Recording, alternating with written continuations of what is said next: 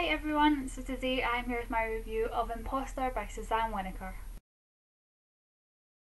So Impostor is one of those books that I've had my eye on forever. I was actually gonna get my mum to get me the US hardback for Christmas when I realised that there was the UK copy up on NetGalley, and I just got really excited and started jumping around. And then when I got accepted for it, I did some more of that.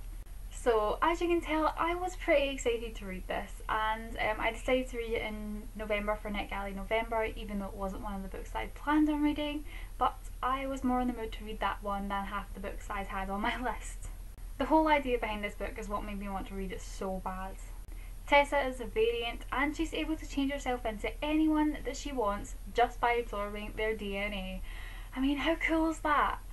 There are lots of variants in the world, and the forces with extraordinary abilities, or the FEA, are trying to find them all and help them. Tessa is given her first mission when a serial killer strikes in Oregon. She must impersonate Madison, who's a local teen that was killed, and she must try to uncover who the serial killer is before they strike again. So yeah, I just couldn't not get this book and start reading it as soon as I got it on my Kindle. Right from the start, I was completely hooked on this book. Any book that involves characters with powers or abilities is always going to interest me because that's just so freaking awesome. Tessa was a brilliant main character. She'd been with the FEA for 2 years because her parents basically shunned her because of what she can do, and they didn't like it. So she's basically been there for a few years and hasn't had any contact with her parents. Even though her parents want nothing to do with her, Tessa manages to stay strong, and she's determined that she isn't going to give up on her mother. Tessa hates everything about her ability. She hates the stress, she hates the danger it puts her in, and most of all, she just hates lying to people. When Tessa's given her mission to impersonate Madison, she doesn't think she'll be able to do it, but then she starts to grow close to Madison's family, and she realises that she will do absolutely anything to protect them and prove their innocence. There is some romance in this book, but it definitely wasn't the main focus. Tessa's been in love with Alec ever since they first met 2 years ago. She's been pining after him, but Alec's with Kate, and Tessa is just trying to move on and forget about him.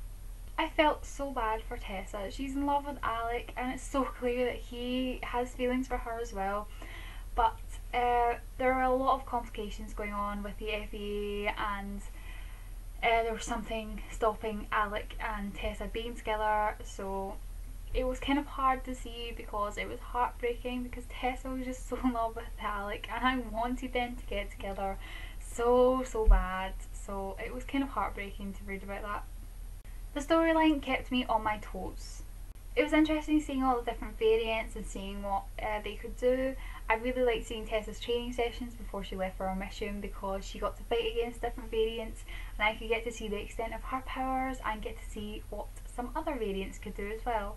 The serial killer storyline was of course the main focus of this book. There were so many suspects, and it was actually pretty hard trying to figure out who it could be because they all had a motive. It was also really hard to figure out as well because Madison had been keeping a lot of secrets from her family and her friends, so Tessa didn't really know Madison at all, and she was uncovering new things about her every day. I totally thought that we knew who the serial killer was at one point, and I was like, okay, yes, I kind of guessed this. And then it kind of threw a curveball and it wasn't the serial killer. So that was interesting and a great twist. And it was brilliant because all the evidence pointed towards the other person, but it turned out to be a complete misunderstanding, so I really loved that. The ending was action-packed and amazing. There was so much going on and so much revealed that I was just in awe of this amazing ending. I am super excited for Defector now, so June had better hurry up because I need to find out what's going to happen next. Overall, this was such an interesting and thrilling read. There was so much going on that I was on my toes the whole way through this book. Impostor is a book that I definitely recommend to everyone who loves sort of like superpowers, abilities, mystery, because it was fantastic, and I ended up giving it 4 out of 5 stars because I really enjoyed it. So that was my review for Impostor by Susanne Winnacker. I hope you guys enjoyed it, and I'll see you guys later. Bye everyone.